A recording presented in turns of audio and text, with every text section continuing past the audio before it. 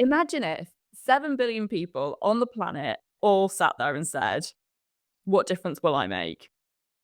If even if half or even if a quarter of those people stopped, even if a quarter of the people in this country stopped buying fast fashion at the rate that they do, it would collectively make a huge difference. And so while you may not be seeing on the high street the people who are making those more considered decisions, trust me that I know now because I've surrounded myself with this amazing community of people that are doing similar things, and it feels like change is happening. It might be slow, it might not happen overnight. Unfortunately, there's going to be a lot more clothing to end up, on beaches in third world countries before we get there.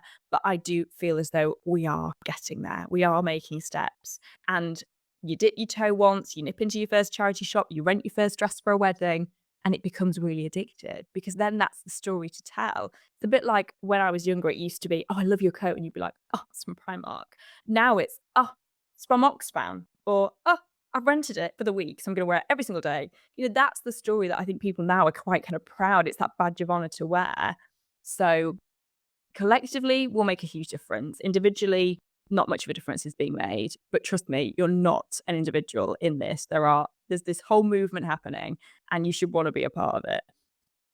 What I think is quite nice is that there's no narrative here of, well, you just have to wear the same thing over and over and just wear the same dress to a wedding and, just buy the expensive jumper and just wear it all winter and who cares what your perception is, and you're so wrong for wanting to wear, the different clothes every day and, not wear the same thing to big events and things like that, because it's not that that's wrong. And I think that anyone who has a perception of society right now, especially if they're, a young person, let's say young woman, and they're on Instagram, you're going to want to present yourself in a certain way. And it's very much part of society and also social life.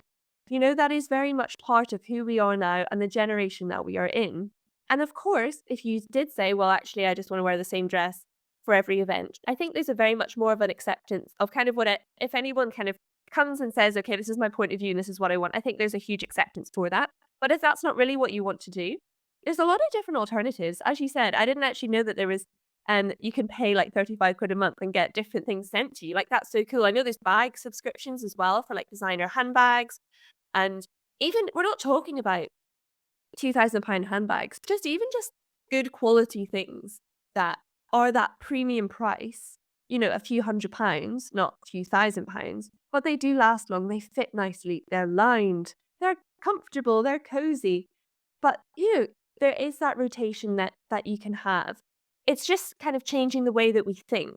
And it's not that it's bad to have value from how we present ourselves or the clothes that we wear, but it's actually changing that, how we get there, the steps that we get there. And I love how you said, it's kind of cool to be like, oh yeah, I got this from Oxfam or anything, like, people say, oh yeah, I got this on Vinted. And you think, how did you find that on Vinted? Like, well done. It takes a bit of a skill to get something good on Vinted, and you feel very chuffed when you've managed to do so. But it's just that changing and that learning of behavior. There is still an issue very much in terms of fast fashion, and there's a huge consumption. And I guess on the world of influencers and online personalities who get paid a lot of money to promote a lot of these brands. And, that's how they make their income. That's how they put food on the table. I'm not judging them here because it's they still need to work. But it's hard to balance that ethics when money comes into it, because it's a bit more of a right in front of your face thing. You think, well, I need to go to my friend's wedding and I don't have a lot of money to spend on a dress. So I'm going to spend 15 quid on Boohoo and get a dress that I'm probably not going to wear again. And it ticks that box because, to be honest, I need to pay the electricity bill. Mm-hmm. And I don't actually have time right now to prioritize the environment in this case. So I don't think it's saying that also one's doing it once is wrong. It is those habits, those consistent habits. But also it's just changing that viewpoint on it. How do you approach that? But it is difficult. And I think we need to acknowledge that it's difficult when it comes to money. Talking about money in general is, people get a bit funny about it.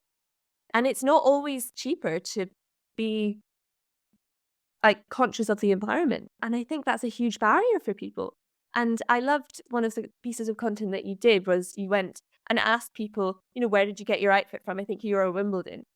And what were people's reactions? Can you just kind of give me a little bit of info on that? And also, I guess, perceived barriers to actually, because I think people get it. People are like, well, I don't want clothing on beaches and I don't want kids in factories to be making my clothes. Well, there's a big gap between us saying that and us actually buying clothes that are responsibly made.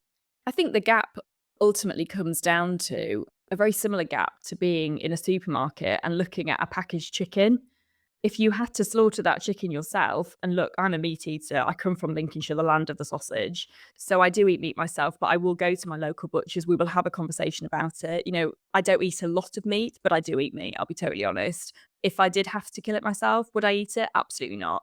But it's a similar sort of thing. So I empathize with that. You're not walking into Zara with their window displays of the 6-year-old garment worker that's making that item of clothing. And you're not seeing the beaches in third world countries covered in in clothes from Zara. So ignorance is bliss. Instead, you're seeing these shiny shops and you're seeing sparkles and you're being drawn in. Like, these companies know what they're doing when it comes to drawing you in.